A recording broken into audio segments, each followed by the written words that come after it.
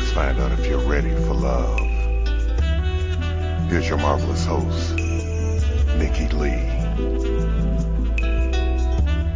Hello, and welcome to Ready for Love Radio. This is your host and love coach, Nikki Lee.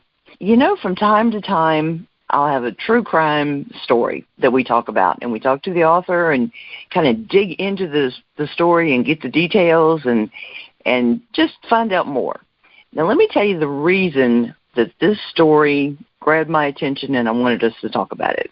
I think that the topic of sex trafficking is something people hear about and maybe kind of don't really want to hear the details, don't really want to know that it goes on, or think, oh, that happens in other countries. That doesn't happen in the U.S.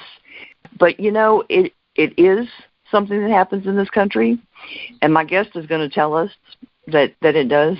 I know very little of the details of this. I really don't know any more than on the book description on Amazon. But I saw a post about a book about this, and as soon as I did, I reached out to the author and I said, I want to have you on the show, and I want you to share details with my listeners, because this is something that I think is very misunderstood in this country and other countries as well. And I really think for the safety of people of all ages, especially young people, I really, really think that people just need to hear what's really happening out there. So I want to introduce my guest, Jack White, and I think many of you may have heard of Jack. So, Jack, it's great to have you with me. Well, thank you so much. It's good to be here. I saw this. I had no idea you had this book, and I saw that, and I said, wait a second, that's an interesting title. So, you know, you've got this book, and the title caught me because I never heard of the Three Commas Club. I went, wait a minute, Three Commas. Could that possibly be about money? But that made sense immediately. But the title of the book is The Three Commas Club, a true story of sex trafficking, pedophilia, and murder. And I'm very, how do I say this without sounding morbid, but I'm very into true crime stories. I've always been into mysteries, and, you know, at a very young age, I heard the, you know, truth is stranger than fiction thing. And, of course, I've also written a mystery, and my other novels are all suspense. And, of course, I'm a huge Hitchcock fan. You know, so, I mean, I like things that are, or I'm just intrigued by mysteries and that sort of thing. And I think we need to be aware and realistic about what's happening around us. From time to time, I'll do a show, and I call them my PSA, my public service announcement shows, to helping to bring to light and bring more awareness to things that I just really think people need to understand more to be safer. So those are some of the reasons that I really wanted to have you on the show, Jack. Well, there are a lot of women that go missing. A lot. Yeah. It isn't just a few that make the national news. There are a bunch, and small children too. Although my story is more about young ladies that are essentially 16, 15, 16, maybe 17, but not 18. They're below the age of consent. So that kind of the basis of this story. But let me give you a little background to begin with about how I even got involved in this. How about we give a little bit of background about you for people that haven't heard of you? Okay. My first book, and the one that has sold the most, I suspect, is Hi, My Name is Jack. That's my memoir. It's my story. And Simon & Schuster published it in 2011, and it was named the Inspirational Memoir of the Year that year, which was, you know, that was kind of nice. And I would say. Yeah. And so people know me for that, and when they read the book, you know, they will say things like, well, I don't care how messed up I am. My life wasn't as messed up as Jack's. So, well, there you go. Yeah, because I was raw and honest, and because I was and have been, and the things that I write are consistently that way. I've had a number of people ask me to write their memoirs. I've written 5 others for them, their stories. But one of my friends who I've known for quite a while, a woman I've named Emily, and in the book, The Three Commas Club, every single word is true, and I wrote it in real time, and because I was the one writing it and a participant at the same time, the only name that's accurate in there is mine. Okay. But it was, I sat down with Emily, and I thought, you know what, we were at a Starbucks, and I said, you know, I thought, well, this, you know, I know her real well, and I need to at least listen, and you know, it would be just kind of gauche of me to say, you know, I don't really want to do something like this. She started in on this story, and by the time I listened for about an hour, I knew that I needed to write this book. And it was, the name of it is like you said, The Three Commas Club. And the name is based on, if your wealth is so great that you have 3 commas in it, it means you are a billionaire. So this is a story of people who are mega rich, and particularly about one man and what he did.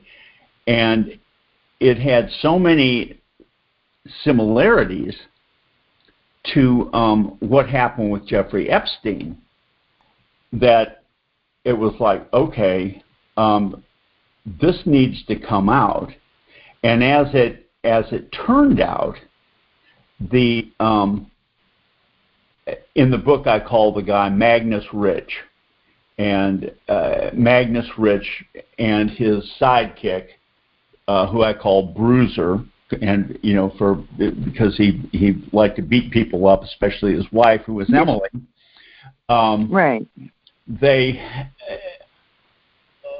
actually knew Epstein, and this story, the deepest pathology of it happened in St. Thomas. Now, St. Thomas is important for all of these stories. Epstein and, you know, Prince Philip, all the rest of them. And the reason is that in the islands, the only airport that is large enough to land their major jets is Charlotte Amalie on St. Thomas. So that's the hub. That's where they all went into. And, of course, you know, Epstein had his own little island off of there. And Magnus Rich had a 5-star restaurant that was located on the island. Now, Emily, who is the female protagonist, was married to a guy named Bruiser, and I called him Bruiser, to avoid taxes. And this is another thing about what all these people do and why they went down to the islands. Some people had to live on the island for a half a year and a day, and Emily was the one that was chosen to do this, so she had to keep flying back and forth from living in Nashville to St. Thomas to work. So she was supposed to go on a Friday, and her husband texted her and said, you know, don't come, there's an emergency. And she'd already had the flight booked, and it said come Saturday. And she so she calls Delta. This is in season, and when it's in season, getting tickets to go to St. Thomas or any of the islands was very difficult. Now, let me just also right here at the beginning give you the time frame. This was 2003, 2004, 2005, all the way to 2008. So this is the time frame all of this happened. So she couldn't get on the Saturday flight, but she had to be at the restaurant for her job. So she didn't know what to do. So she finally just said, I've got the ticket and I can't get down there until the following Tuesday. And I don't want Magnus to be mad at me for missing work. So I'm just going to go ahead and get on the plane and text Bruiser while I'm going and say, just pick me up. And that's what she did, hoping for the best. When she got there, of course, he was livid, picked her up, brought her to the estate, and on the estate there were a number of little freestanding, little mini kind of houses. Okay. When she went into the one that they routinely stayed in, she went in, and the first thing she did, of course, was go to the bathroom because Nashville's a long way away. And while she's in there, he shuts the door and he locks her in. Now, this is one of the key things about how these predators work. When they have these little house things, and this is kind of a regular thing for them to do, the locks are on the outside, not on the inside. So once they get these girls in, they're captive. Now, he locked her in late on Friday, and she just is furious and bangs on the door, and but there's nobody to hear. She does pulls, tugs, nothing to eat, ends up going to bed and just getting up 2 or 3 times to see if he's come home in the late in the evening, and he hadn't. And so she just is beside herself and furious, and then also what's going to happen, and scared. Right. In the morning, she finally fell asleep, woke up about 9 after staying up half the night, and went to the door and tugged on it one more time. But because she had tugged on it so much, the lock was compromised on the outside, and it just clicked open. And she said, oh my gosh, so she's out. So she immediately starts walking to where the larger house is to get a cup of coffee. And while she is walking up the steps around the pool to go to the kitchen, out of the master bedroom, she hears a big thud. She turns around, and she sees 2 guys who are so big that they look like sumo wrestlers, and they are carrying a woman in what we used to call, a fireman's seat. I'm not sure everybody would remember what that is. So but essentially they were, and she was lifeless. And Magnus Rich came out of his master bedroom and threw his shoes at her. They hit her. She didn't move, and Emily instinctively pulls behind one of the pillars to kind of hide herself, but she didn't do a good enough job. Her husband saw her and came running and hit her like somebody trying to take down a quarterback, rushing them. Just a former ballerina, was staggered, but she didn't fall, and she knew better than to fall, because if she did, she knew he would kick her. This is the kind of situation that happened. They took this girl away, and as they were doing it, she turned and spotted the girl again, and it was like, oh my God, that's the hostess at the restaurant. Oh, no. So she starts putting some things together.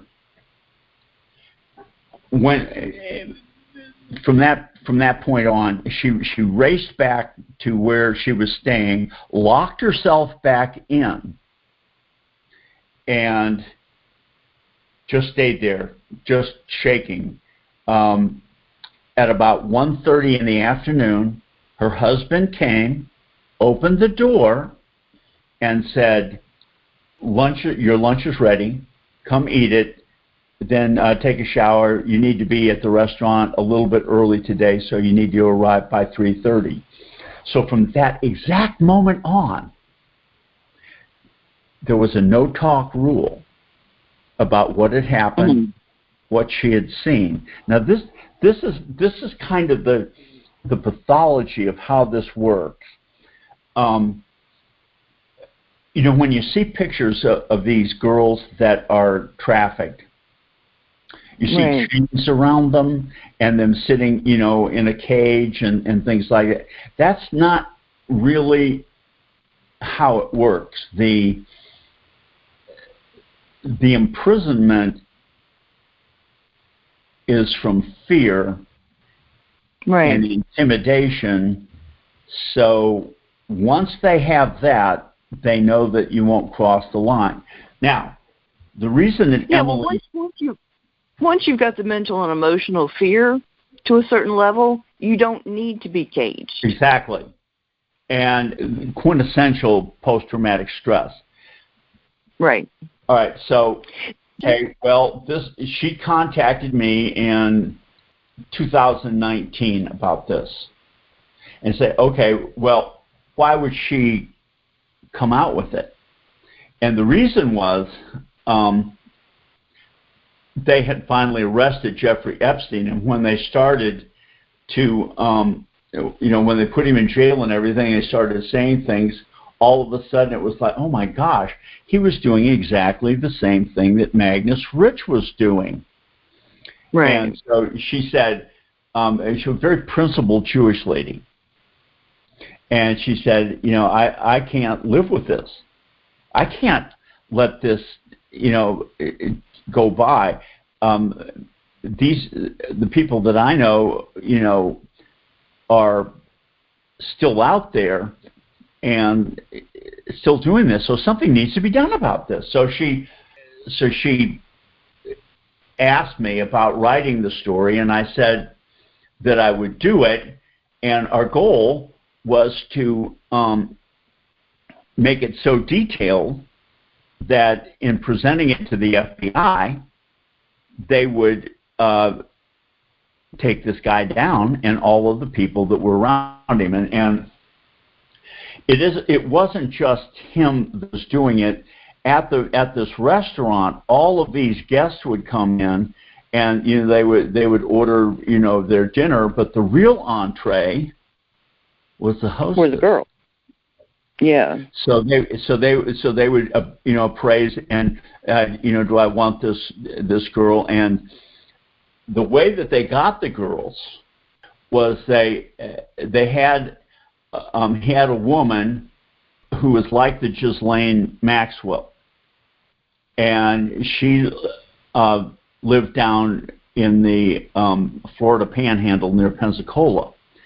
So the target audience was runaway girls who were pretty and on the streets, essentially. And the story would be, hi, how would you like to work at the hostess for the season down in the islands in St. Thomas, in a 5-star restaurant, and you'll meet all of these super wealthy people that can help you be the model that you really want to be the actress that you really want to be the whatever the hell it was that they wanted to be.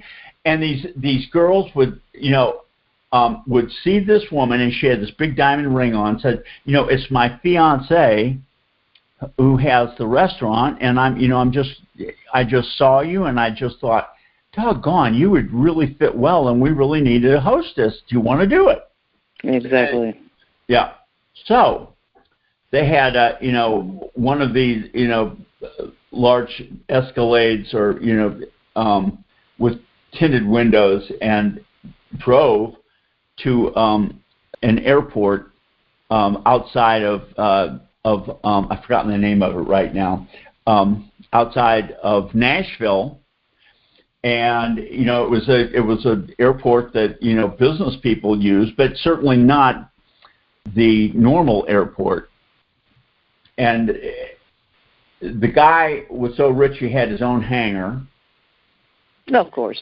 He had 2 planes, 2 jets, but they took all of the surveillance cameras that were inside and turned them off, and made it so that when this van, the Escalade, would drive in, take the girl or girls, load them onto the plane, and fly them. And once they're on the plane and they're in the air, their goose is cooked, so to speak. And so they would fly them to St. Thomas.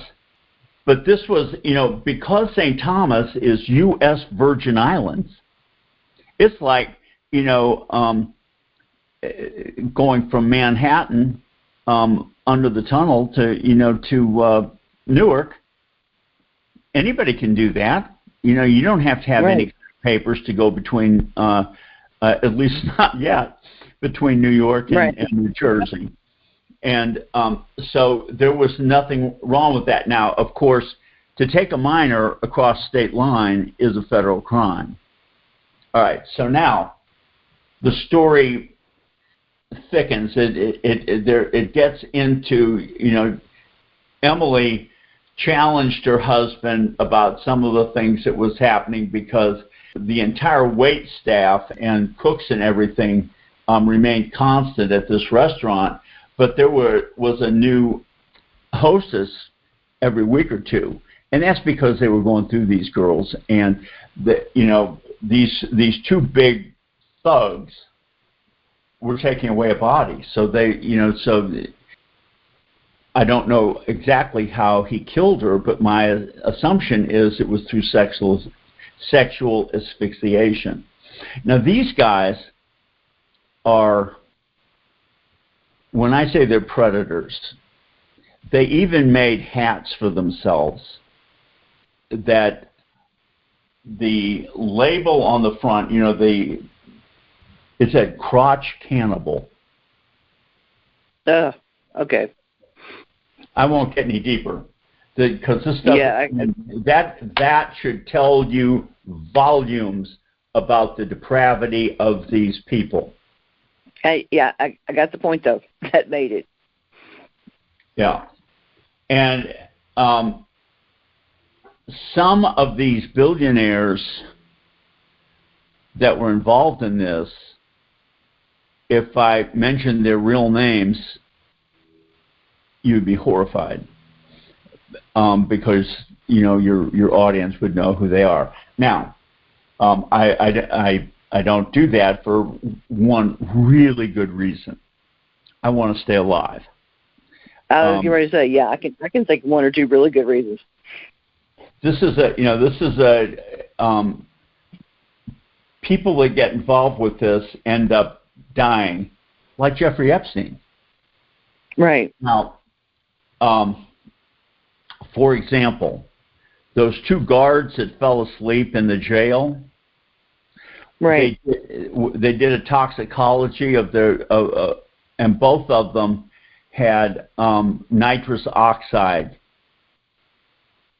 So it wasn't that they both fell asleep on the job.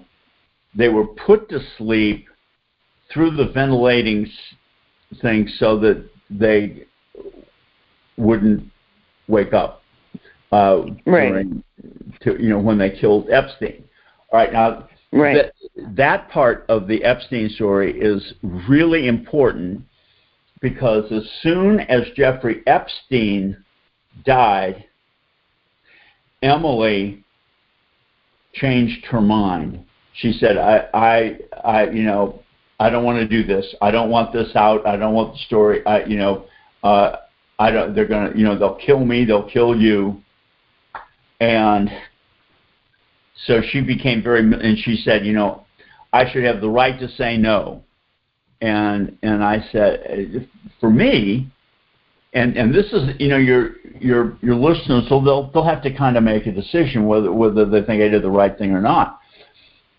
My whole thing was, well, now that I know about all of this, to not come forward with it makes me an accomplice, an unwilling accomplice to murder, sex trafficking, and pedophilia.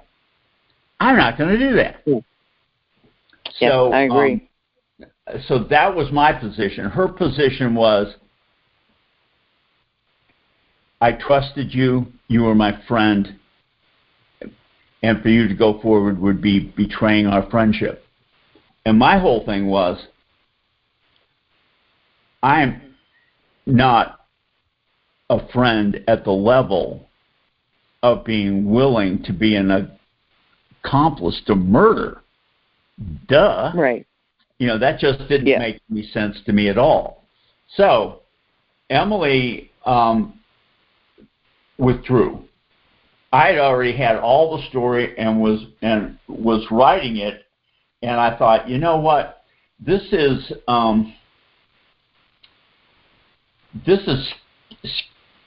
I got to take it.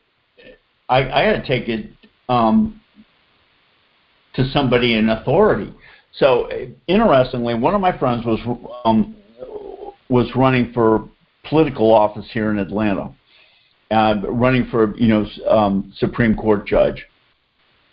And I put up a post. I said, listen, I want all of my friends to know that I'm supporting, so-and-so, and that, if you would, she's a good woman and she would make a great Supreme Court justice. Vote for her. So the next, that evening, I was just sitting around, watching the Boston Celtics play a basketball game, and I grew up in Boston, so I'm a Celtics, Red Sox, Patriots, Bruins fan. Those things never change. All right, so she said, Jack, just thank you so much for putting that up. It said, that was really very kind of you and everything, and so I said to her, she used to be, my state representative in the General Assembly, and I said, if you got a few minutes, I want to talk to you about something. She said, yeah, sure. So I told her the story, and she's a lawyer, and running for Supreme Court judge, she knows the law and criminal law. When she got done, she said, all right, tell me the guy's name. I want to look him up on a website, to see who he and his peers, who they are giving political donations to. I thought that was really very interesting, and that it would have an interesting way to go. Yeah, that it would have any, and she said, oh, okay. All right, that means that the person I was thinking that I would put you in contact with, these people are heavy donors for the Republicans, and I'm not sure that they would want to not investigate sex trafficking, pedophilia, and murder. What? What kind? What's? And of course not. This was, almost a couple of years ago, and so it was like, boy, a lot's happened since then. At the time, I was good bit more naive than I am now. All right. So she said, let me get off the phone, and I got to make a call or two, and I'll call you back. So I went back to the basketball game that the Celtics lost, and went to bed. Next morning, the phone rings at 7:05, and I'm up because that's when I write books, is early in the morning. And I answered the phone, and her said, Jack, I have just been on the phone with the U.S. Attorney for Central Tennessee, and I've told him everything, and he wants to talk to you right now. Can you give him a call? I said, oh yeah, I guess so. And she said, do you know what the you know what the U.S. Attorney does, don't you? And of course, I said, well, yeah, kind of. I had the measles. Yeah, and she said, it's the number one law enforcement officer in the state. And I said, okay, that's all the answer was. Good to know. I said, okay. So I call this man and tell him in detail everything that happened. He said, I would like for you and Emily I would like to have a sit-down interview with her. Can you arrange that? I said, yes, give me a day and a half, and I'll call you back. So I called her, and she went ballistic. I can't believe you did that. And I said, what we wanted, our goal was to get these people taken off the streets and for them to pay for what they've done, and for these parents who wondering, all of these kids that are that are missing for almost 15 years. It's like Susie, she was 15 and now she'd be 30, and maybe she's someplace and has kids and happy. I hope that's what she is, and she's really dead. And but she wouldn't do it. So I ended up going to the FBI myself, just me, and sat down with two agents and went through every single thing and left it with them. And you know what they did? I'm afraid to guess. Nothing. That was my guess. Not a damn thing. I mean, I was just like, it's like no biggie. Now, this man, has like 5 houses, and of course one of them's in Las Vegas. All of these pedophiles, love Las Vegas. That's just part of the shtick for being that. Now, when Epstein was originally arrested in 2008 in Palm Beach County, this scared a bunch of these kind of folks, and so they closed down what they were doing and went deeper underground. So the restaurant was gone. Sold the big estate down there, and left the islands and all the rest of it. But that doesn't mean that they stopped doing what they were doing, because a sexual predator never changes. They are irredeemable. Now that may be a little Calvinist for your audience, but the depravity is so great that I'm not saying that it isn't scripturally possible for them to repent, but de facto they never do. So here I am. Well, especially at this level. Yeah. I mean, if you're at the level of this sort of a person that's a predator, and that's a pedophile. I mean, that's beyond. This isn't somebody that's just kind of toying with the idea, just kind of getting their feet wet, kind of seeing what it's like. I mean, this is a person that I mean, they've made an art form out of being a predator. You know, I mean, seriously. Now, I mean, not like, you know what I'm trying to say. Exactly. Now, let me say in Emily's defense, and this is in the book, The Three Commas Club, also. When she confronted her husband about some of this stuff, and I'm not going to just sit by for it. He beat her up badly, drunk, kicked her, then used a broken bottle to cut open her private parts. And she nearly bled to death, took her to a hospital side entrance so that there'd be no doctors or police involved, and had someone sew her up that they paid off, which means that they had done that before. And I learned from a psychologist later that procedure with a broken bottle with those kind of cuts is part of the depravity of what these people engage in. I'd never heard of anything like this before in my entire life, and but that kind of assault would make it very hard. I mean, her fear was real and justified.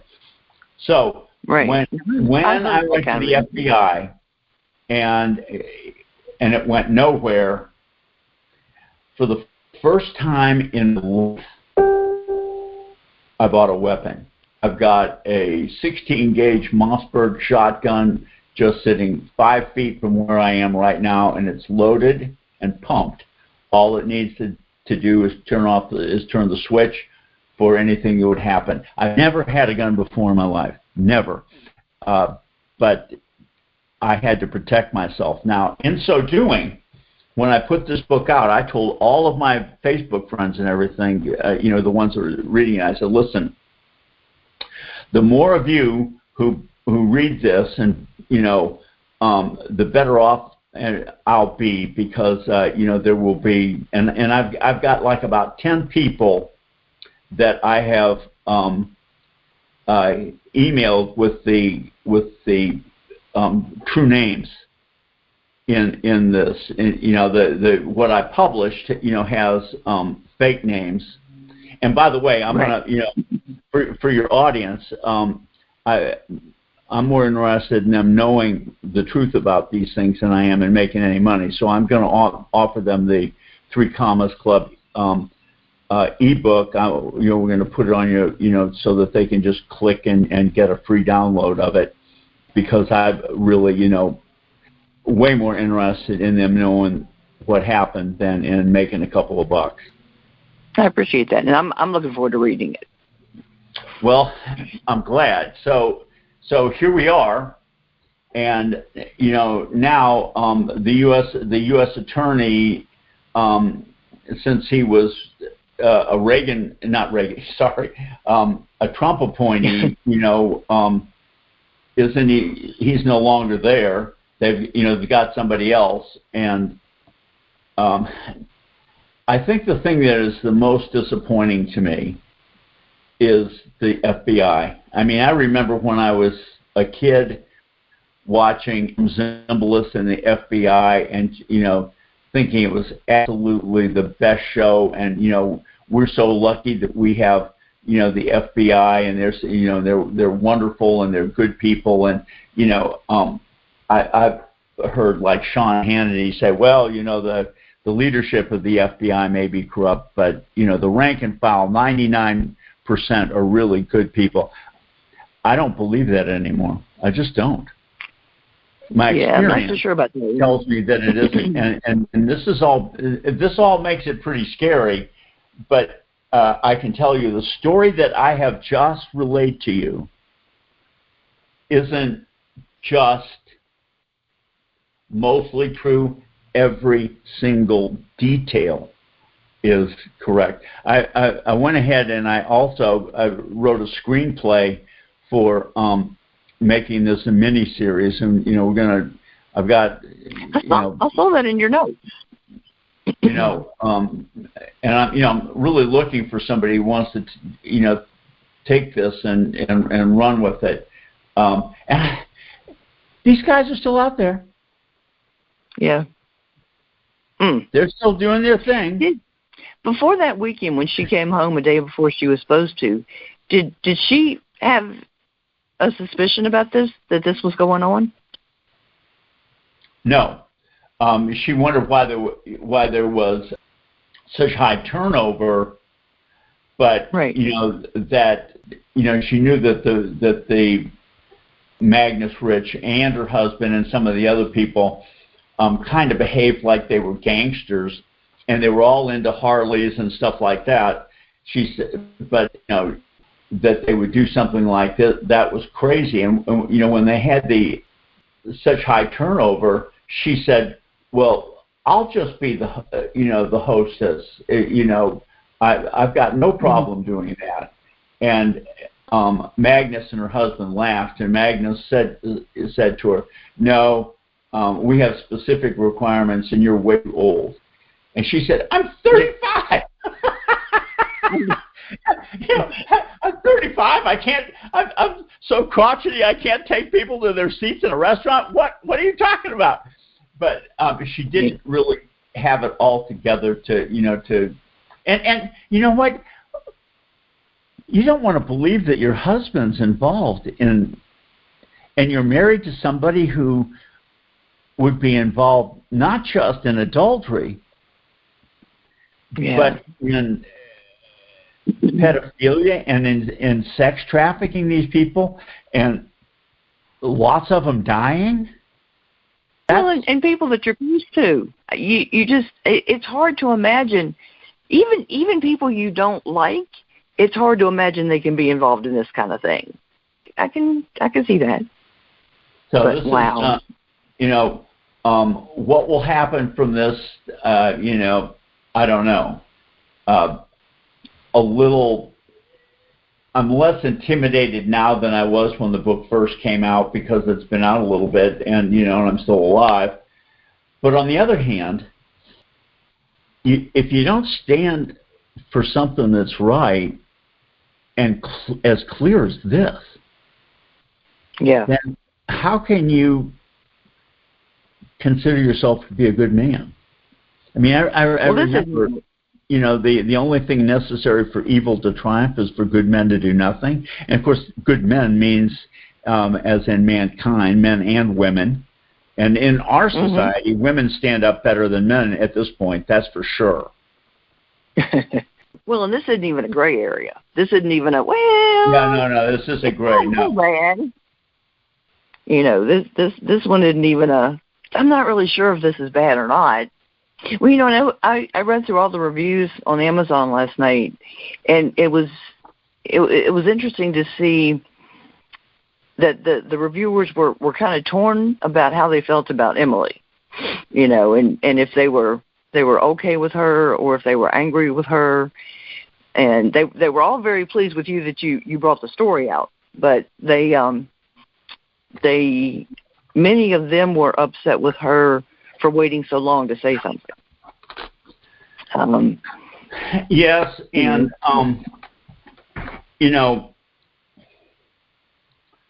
I wrote it, so it's from my perspective of how I viewed everything, right. And I'm a participant in the book, so it's biographical, but also autobiographical. During this time, I didn't have to think long and hard about this. Yeah. This was not a decision that I was like, oh, I need to really go before the Lord and pray about this, and fast and see if I can come up with an answer. I didn't have to do that at all. I mean, it's clear. This isn't, that's kind of like saying, Lord, should I commit adultery or not? I mean, you don't have to ask that question. The answer is clear. and I felt exactly the same way about this. And as far as like Emily was concerned, what happened to her and the fear that she continues to have, it's going to keep her. It's holding her entire life hostage, and until she stands up against it, she's never going to be able to be a free woman. Never. True. Well, she's still there, right? She's still there? Yeah. I mean, she's still with her husband in the situation, right? No, they divorced a long time ago. Oh, okay, good. No, she finally divorced him, and and that's in the book too. It was a really nasty breakup, as you can imagine. He actually came home one night and said, here's what I want. He pulled out a gun and said, get online and pull up a divorce for document. Let's fill it out. He held the gun to her to work out the arrangements for their divorce. And without the slightest thought that, you can't do that and it'd be legal, she got shafted because that's what they do.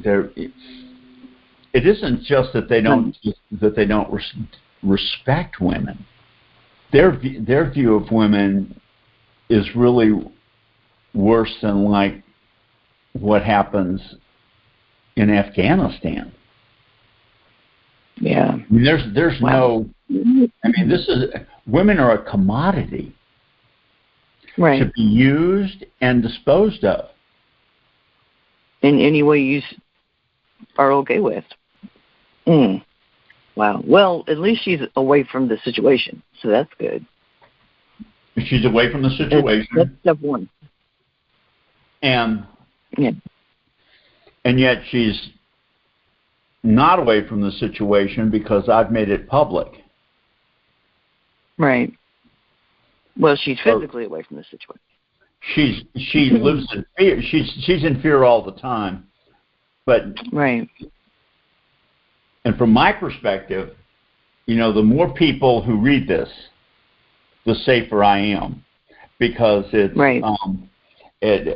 There's safe. You can either the thing is, they're stupid to do something to you because I mean it's very public that you put this out there. So right. I mean, if something were to happen to you, that would be the first place they would look. I would think that law enforcement would look. Well, you would think, but then again, how many? Maybe not the FBI, but how many people have how many associates of Hillary Clinton's have committed suicide? A lot. And supposedly, Epstein was murdered. The whole thing about that, and people would say, "Oh no, nonsense. He was murdered." And if you just take a look at the news right now, the list from Ghislaine Maxwell was supposed to be made public, I think 3 days ago. Okay. Still not one name out there. I haven't seen it yet, so. If this is out there, then these names that I'm telling you, and many of them would be the same. I mean, major athletes, major politicians, half of Hollywood. At least. I mean, this is massive stuff. Really, and it's now that I've written this, I'm having people contact me, say, I want to tell you my story, and boy, it's overwhelming. This is overwhelming. I would never in my whole life have thought anything like this could have gone on in the United States of America, and it not only has, but it's out of control and rampant. Yeah. Sadly, I'm not surprised. I wish I was, but I'm not. And getting less surprised by the day. Well, let me ask you a question. Uh-oh. You've been doing your podcast for 8 years. If I had come with this book 8 years ago, would you have been surprised then, and not since you aren't now? Would you have been surprised then, do you think? 8 years ago. Slightly more surprised then. 12 years ago, I would have been stunned. There you go. 8 years ago, I would have been somewhat surprised. Right. Actually, I agree with that. Yeah. And, that this is, that she kept that secret for all that time and really wants to pretend that it's not true now, essentially, by saying, just kind of like be flighty about it and withdraw. Well, that's, like I said, I think a lot of people have that same mentality. That's why I wanted you to be on the show. Exactly. Yeah. And she's seen it. She's seen it firsthand and wants to feel that way. So she's definitely not alone, unfortunately. And she almost died. She was cut open and bleeding so much that she almost died. And whoever it was that sewed her up it wasn't a doctor, so they didn't know what they were doing. And she's had gynecological problems ever since. Oh, yeah. Well, I've actually heard of that injury. I don't remember where I heard about it, but I have heard of people being injured that way. And, wow. It's a common thing. Yeah. In the pedophile world. Well, that would be a hell of an injury on a woman. I went through cancer treatment and all kinds of radiation and all that, and can't even imagine that. But all right. Well, how can listeners find out more about you, Jack? How can they find out more about me? Yes. You. Well, I've got 25,000 followers on Facebook, so I put stuff out there all the time, and I've written 27 books. So I've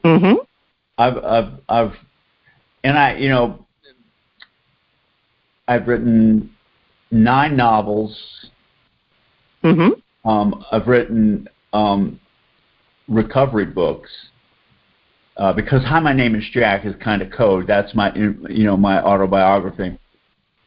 It's Hi, My Name is Jack, and I'm an alcoholic. So it's my story. I've been sober for 27 years, which is a pretty good record for Congratulations. For an Irishman. That's the first time. That was the first time I ever heard of you. Was that book? Oh, really? Well, I think that's what people know me for the most. And I've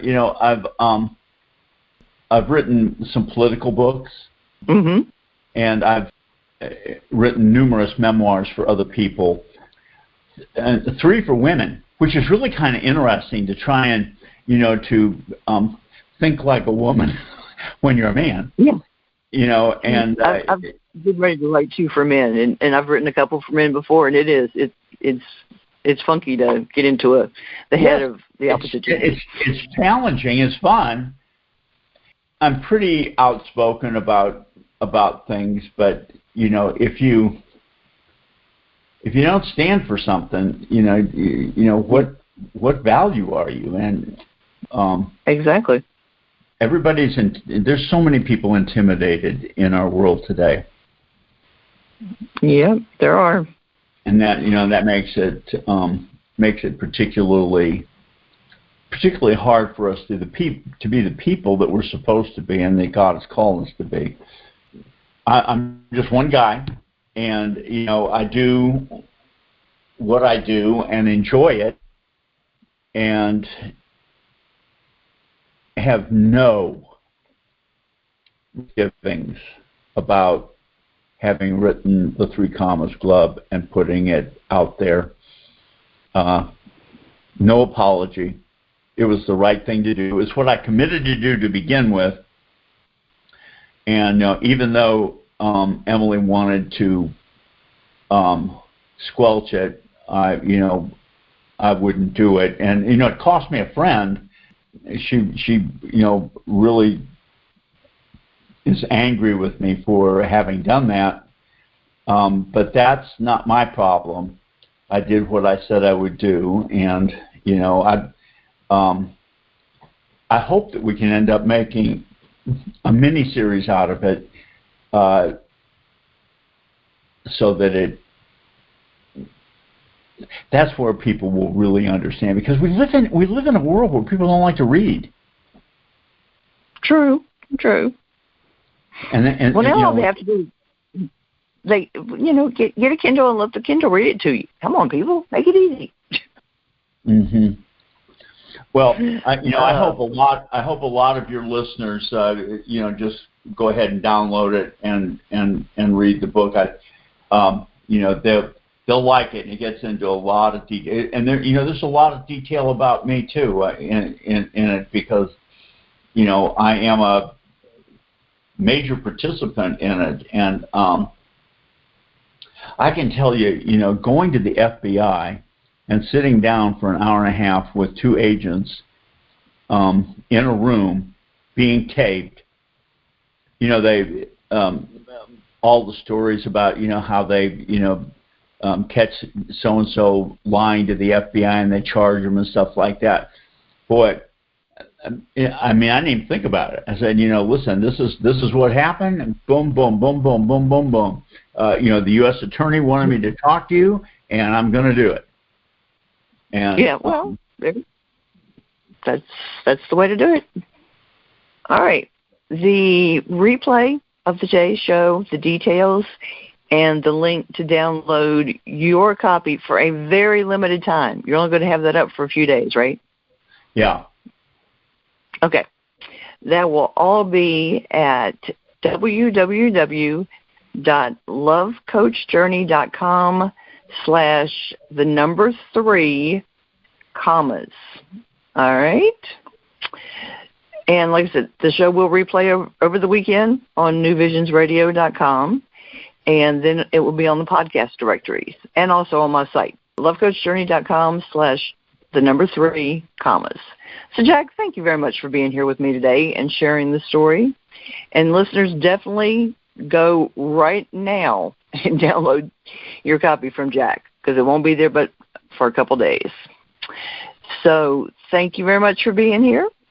Well, you're welcome. Thank you for having me. I appreciate it immensely. And, I guess if I had one thing to say to all of your listeners, it would be keep your eyes open. And don't assume people are decent just because they've got a nice smile, because it ain't necessarily so. All right, listeners, I'll be with you next time on Ready for Love Radio.